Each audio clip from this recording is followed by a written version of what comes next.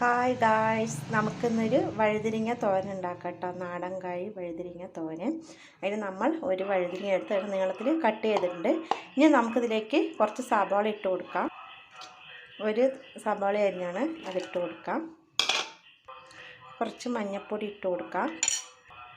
ആവശ്യത്തിന് ഉപ്പിട്ട് കൊടുക്കാം. ആവശ്യത്തിന് മുളക് പൊടി ഇട്ട് കൊടുക്കാം. ആവശ്യത്തിന് ഗരം മസാലപ്പൊടി ഇട്ട് കൊടുക്കാം.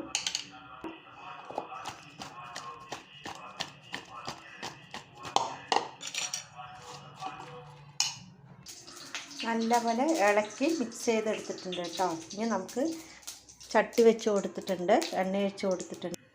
ഇതിലേക്ക് നമുക്കിത് ഇട്ട് കൊടുക്കാം.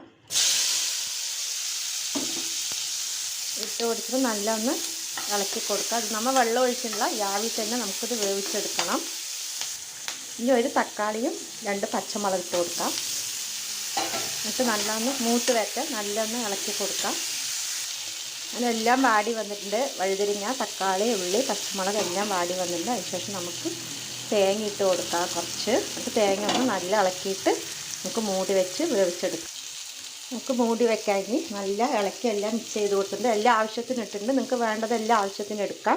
ഇനി വെന്ത് വരട്ടെ, നമുക്കിത് മൂടി വെച്ച് വേവിച്ചെടുക്കാം. നമുക്ക് മൂടി തുറന്ന് നോക്കാം. വഴുതിരിങ്ങയൊക്കെ നന്നായി വെന്ത് വന്നിട്ടുണ്ട്, സൂപ്പറായിട്ട് വെന്ത് വന്നിട്ടുണ്ട്.